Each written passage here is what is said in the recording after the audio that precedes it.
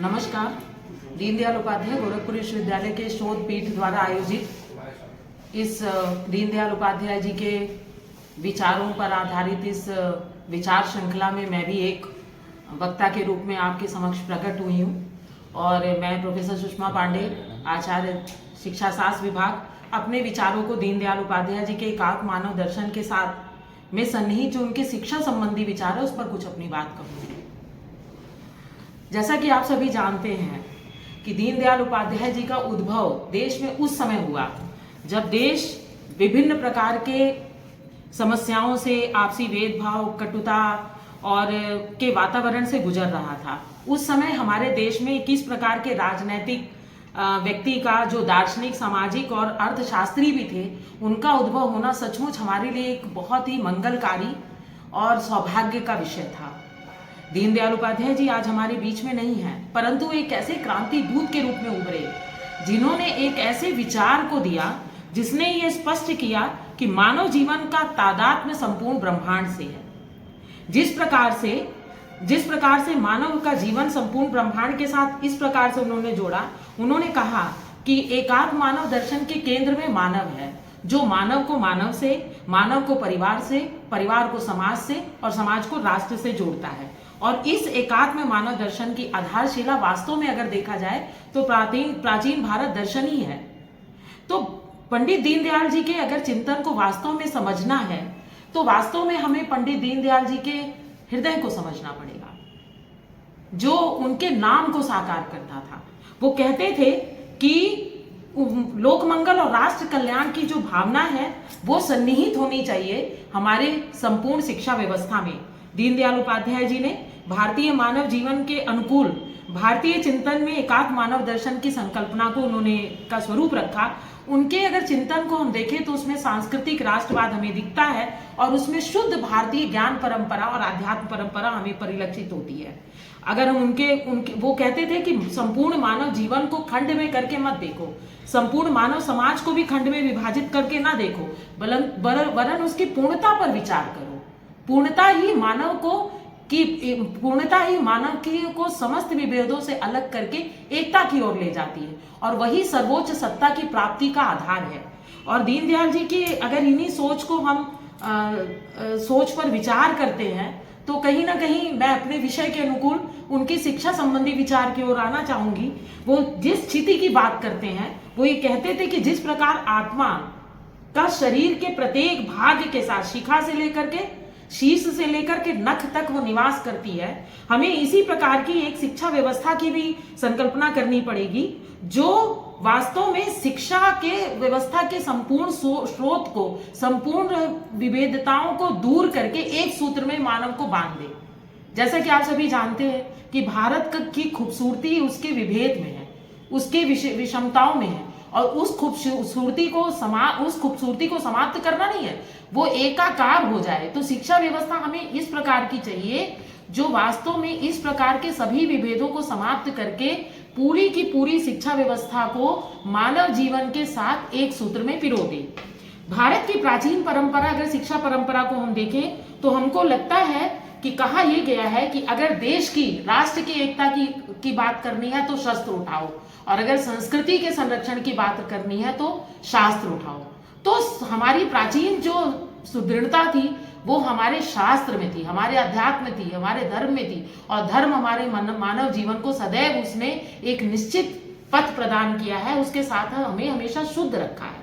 तो भारतीय समाज में अगर देखना है तो आज जो पाश्चात्य भाव है उसका विश्लेषण हमें करना पड़ेगा, उससे दूर हटकर हम नहीं सोच सकते। और ये भी जरूरत इस बात की है कि शिक्षा से केवल भौतिक प्रगति नहीं होनी चाहिए, शिक्षा जो है वो शांति स्थापन के लिए होनी चाहिए। वो कहते थे कि शिक्षा के मूल में धर्म होना चाहिए, धर्म से अलग हम शिक्षा की बात नहीं कर सकते। और इसके प्रत्येक पड़ाव में, जिस प्रकार मानव के जीवन के प्रत्येक पड़ाव में धर्म है, उसी प्रकार और धर्म मानव के जीवन को अर्थ देता है। तो आवश्यकता इसी बात की है कि मानव के जीवन के अर्थ को देने वाली शिक्षा को भी हमको ऐसी शिक्षा व्यवस्था की जरूरत है जो सभी को जोड़ सके, सांस्कृतिक विरासत की रक्षा कर सके, हमारी संस्कृति और संस्कार की रक्षा कर सके और एक पीढ़ी से दूसरी पीढ़ी तक हमारी शिक्षा के द्वारा हमारे संस्कार, संस्कृति, वेशभूषा, भाषा, आस्था, ये सब हमारी एक पीढ़ी से दूसरी पीढ़ी तक हस्तांतरित हो सके।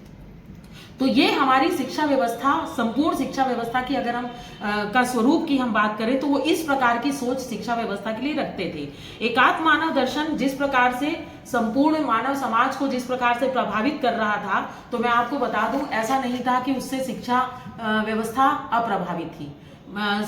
एकात्म मानव दर्शन की तरह ही वो भी शिक्षा के समस्त उद्देश्य और उसके लक्ष्य भी पूरी तरह से दीनदयाल उपाध्याय जी के विचारों से प्रभावित होते हुए हमें दिखते हैं। और वो कहते थे कि शिक्षा का उद्देश्य इस प्रकार की संपूर्ण शिक्षा व्यवस्था का पर विचार करने का है, जो ये हमें ध्यान देना चाहिए कि शिक्षा के माध्यम से मानव और समाज दोनों को दिशा मिले। वो कहते थे जब शिक्षा मानव के कल्याण पर केवल निहित हो जाए और विश्व कल्याण की भावना से हट जाए, उस उद्देश्य से भटक जाए, तो हमें ऐसी शिक्षा की जरूरत नहीं है।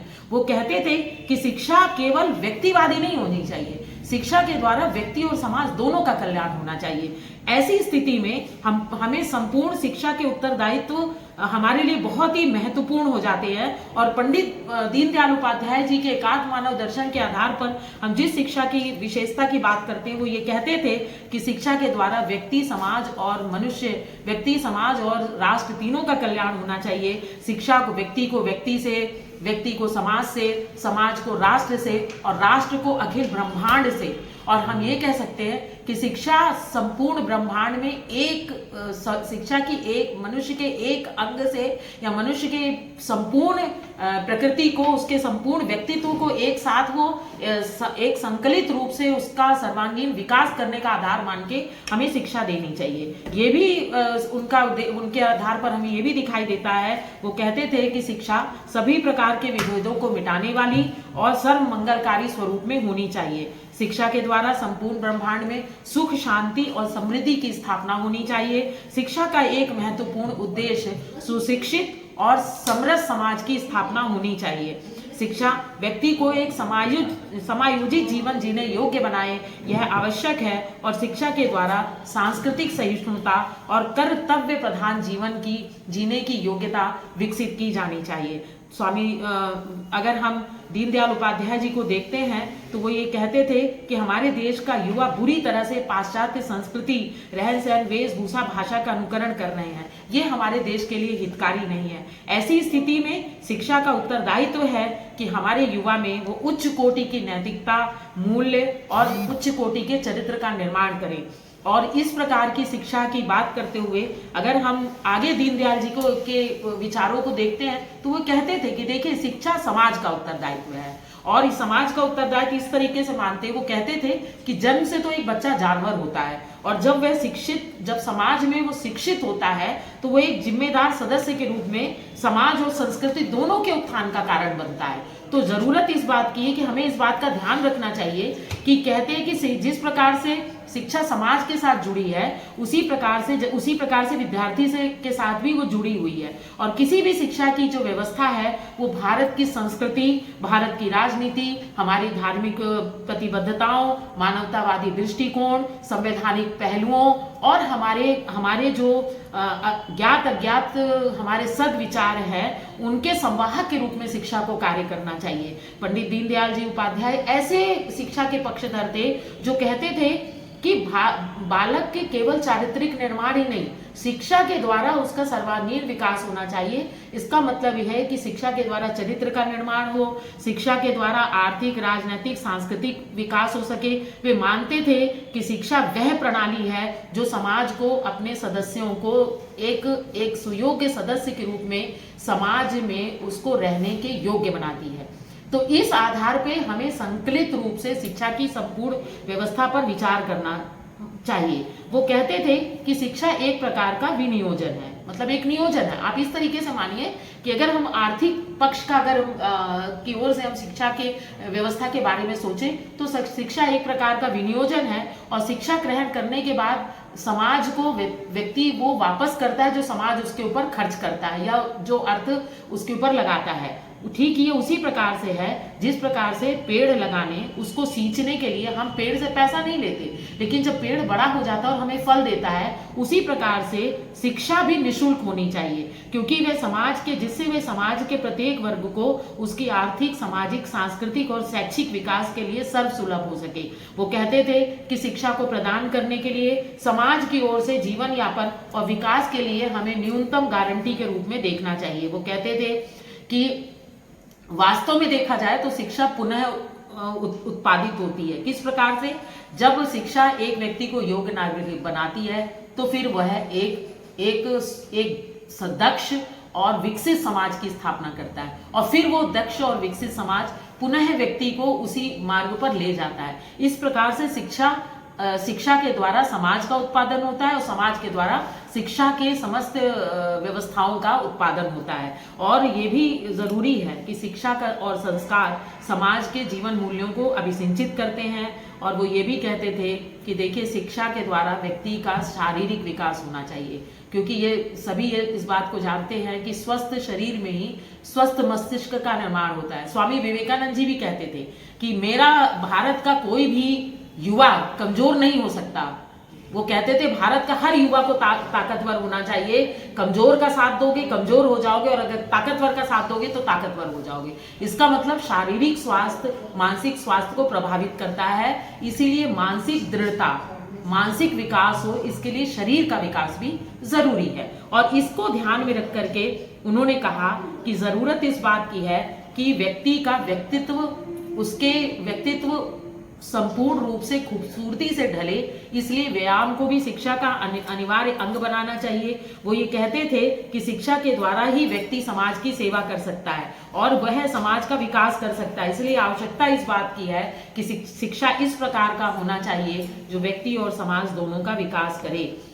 इसलिए उनकी इन सारी बातों से एक चीज तो निकल कर आती है कि वो चाहते थे कि समाज में जो निचले पायदान पे बैठा हुआ व्यक्ति है, जो वो भी, जिसको हम, उसके प्रति भी हमारे हर प्रकार की जो नीतियां हैं उसको ध्यान में रखकर बननी चाहिए।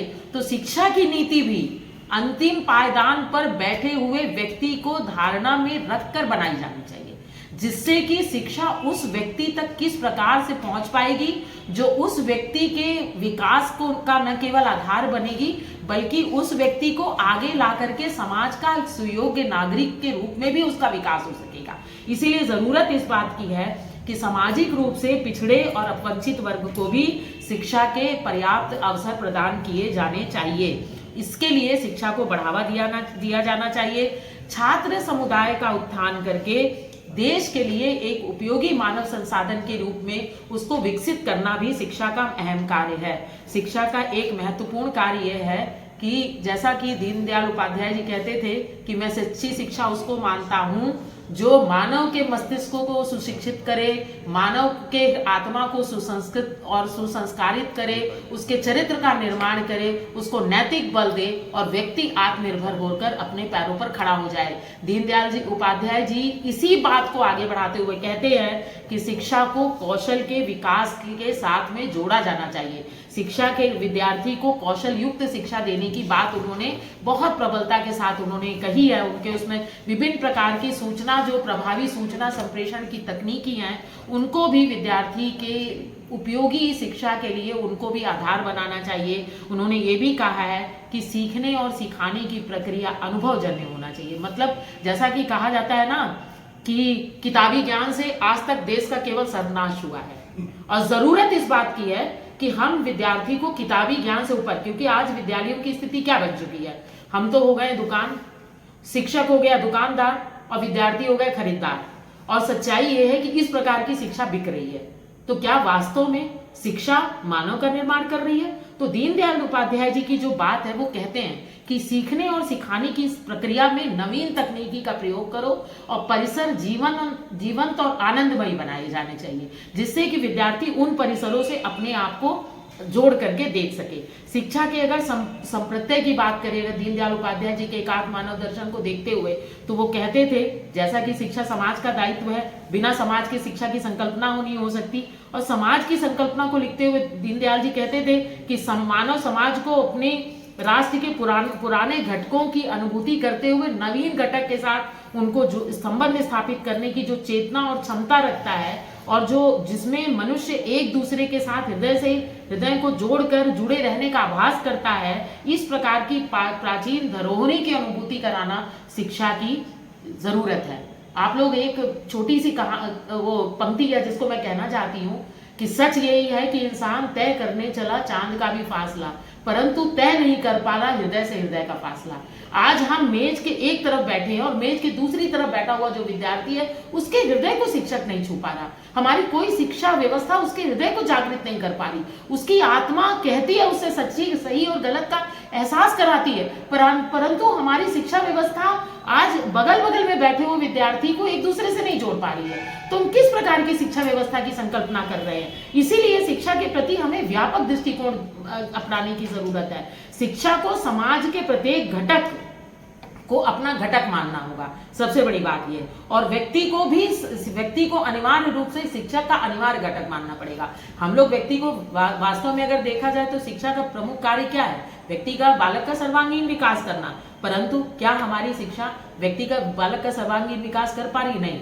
शिक्षा एकांगी हो चुकी है। मात्र ज्ञान भी नहीं कह सकते, जानकारी हम दे पा रहे हैं। तो जो हमारी स्थिति ये है कि दीनदयाल जी कहते थे शिक्षा का संप्रत्यय जो है क्षिति के समतुल्य है, जो संस्कृति, साहित्य, धर्म, प्रकृति के साथ संयुक्त रूप से एक होकर के सूक्ष्म भाव में प्रकट होती है।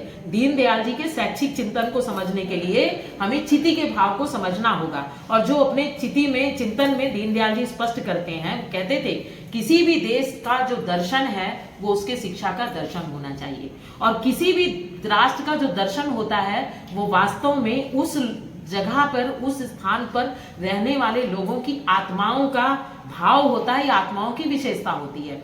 तो जिस प्रकार से आत्मा सार्वभौमिक होती है, उसी प्रकार से शिक्षा की संपूर्ण व्यवस्था भी सार्वभौमिक होनी चाहिए। उसी प्रकार से शिक्षा की संपूर्ण व्यवस्था भी शुद्ध होनी चाहिए। उसी प्रकार से शिक्षा की संपूर्ण व्यवस्था भी सांस्कारिक होनी चाहिए। और उसी प्रकार से शिक्षा की संपूर्ण व्यवस्था को संकलित रूप से, समभाव से, बिना किसी भेदभाव से एक रूप एकाकार होकर के सबके समान विकास की बात सोचनी चाहिए।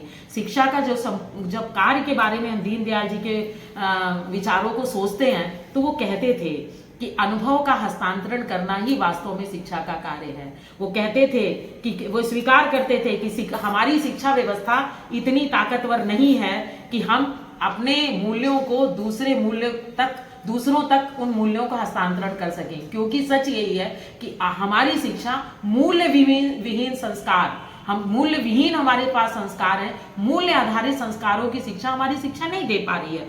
ऐसी स्थिति में हमें ये याद रखना चाहिए कि अगर राष्ट्र के लिए उपयोगी शिक्षा का हमें चाहिए, तो ऐसी शिक्षा व्यवस्था हमें तैयार करनी पड़ेगी जो संपूर्ण राष्ट्र को एक धागे में पिरो कर रख सके। और सच्चाई ये है कि जो आने वाली पीढ़ी को, क्योंकि परतंत्रता की लंबे दौर के बाद सच्चाई ये है कि लंबी परतंत्रता ने मानव के हृदय को, भारत में रहने वाले लोगों के हृदय को लंबे समय तक परतंत्र रहने के कारण इस प्रकार से बींध दिया है कि उसमें आत्म स्वाभिमान, आत्मरक्षा, आत्म सम्मान, अपने देश की संस्कृति, वेशभूषा, भाषा, संस्कार, खान पान, रहन सहन, इसके प्रति जो एक आदर की भावना होनी चाहिए, सम्मान की भावना कहीं ना कहीं विलुप्त सी हो गई है। तो जरूरत इस बात की शिक्षा इन संस्कारों को, इन आदतों को विद्यार्थियों में पुनः संकलित रूप से उनमें भर सके। और वो ये भी कहते थे कि अगर राष्ट्र की प्राचीन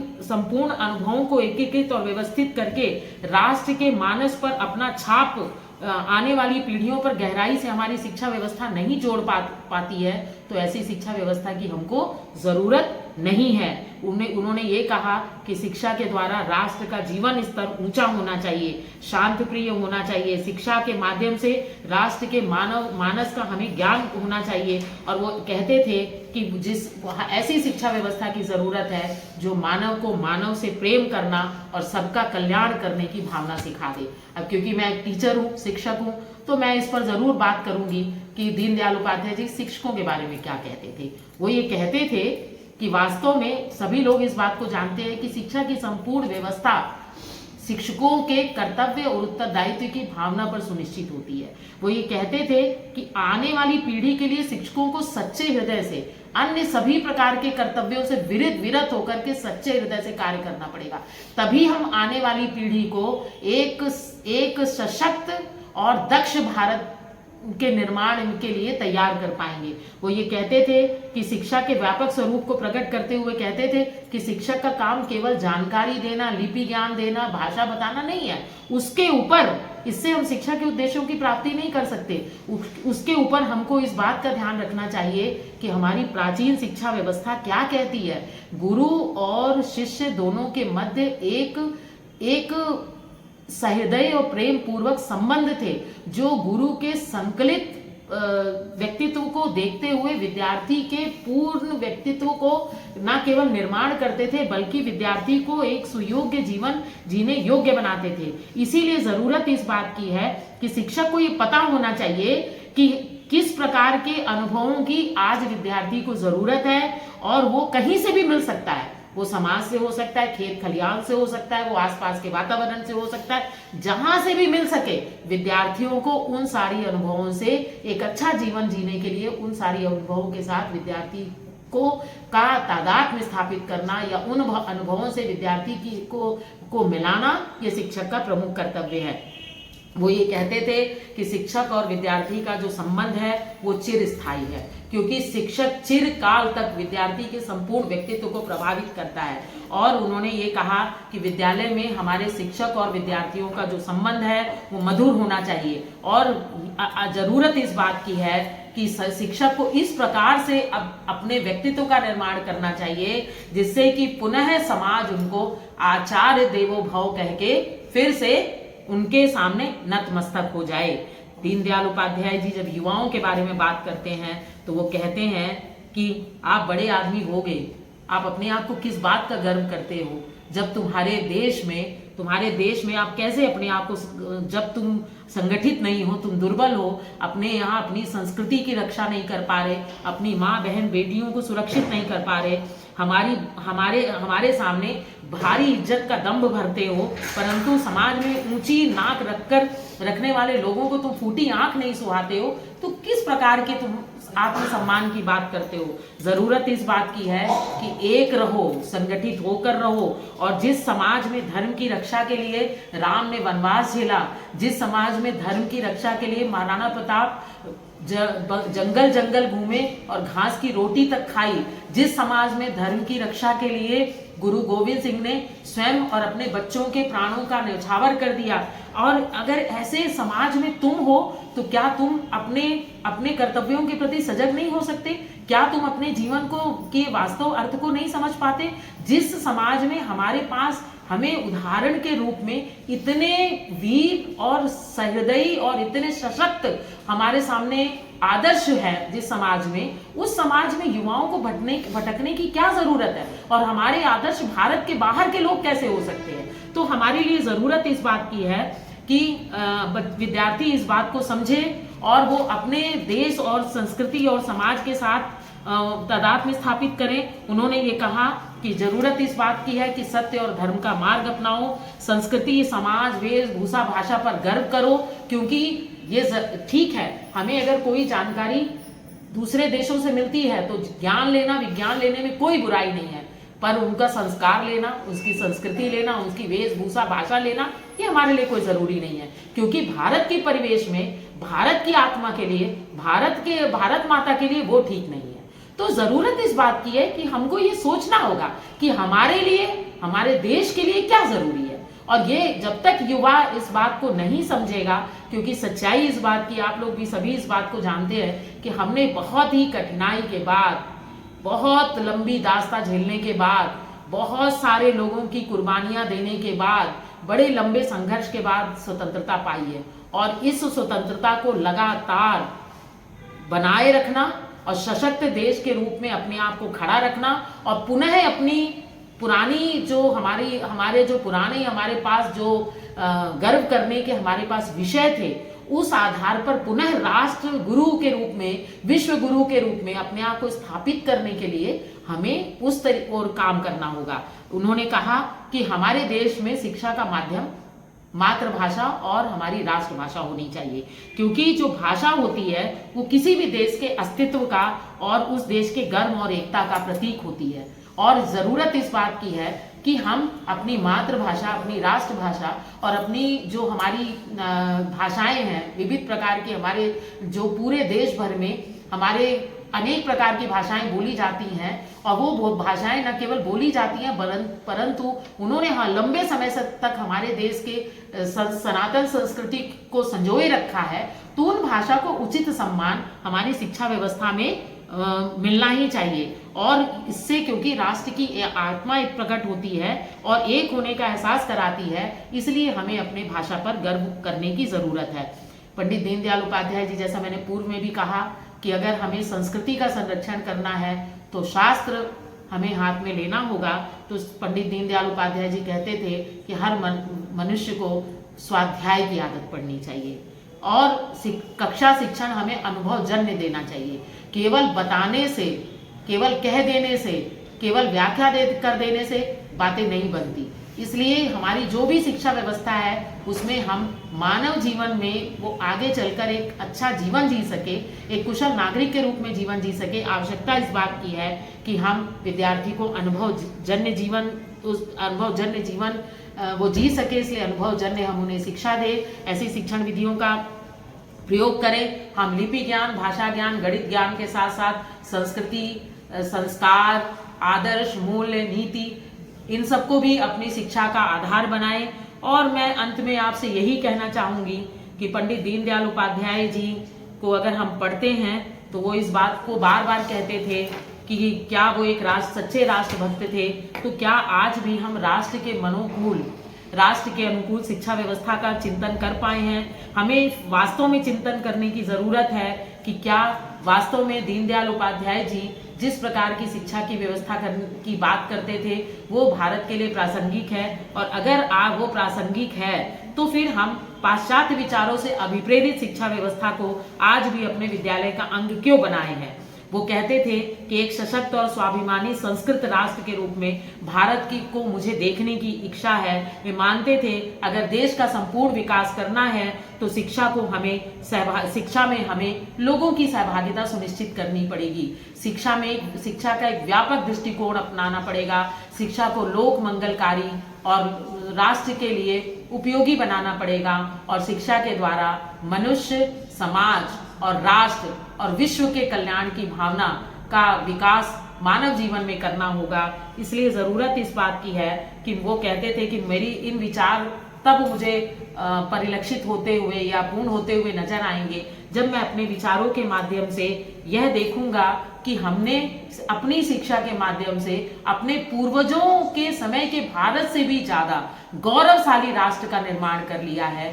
तो इस प्रकार की शिक्षा व्यवस्था देखने की जो लालसा थी वो पंडित दीनदयाल उपाध्याय जी के मन में हमेशा रही। पंडित दीनदयाल उपाध्याय जी को मैं अपने विचारों से और उनके प्रति श्रद्धा सुमन अपना अर्पित करती हूँ, और मैं बहुत बहुत धन्यवाद देना चाहती हूँ पंडित दीनदयाल उपाध्याय शोध पीठ के समन्वयक प्रोफेसर हिमांशु चतुर्वेदी जी को और हमारी कुलपति प्रोफेसर पूनम टंडन मैडम को, जिन्होंने इतना शानदार ये प्रयास किया है पंडित दीनदयाल उपाध्याय जी के विचारों को लोक तक पहुंचाने का। बहुत बहुत धन्यवाद मुझे सुनने के लिए।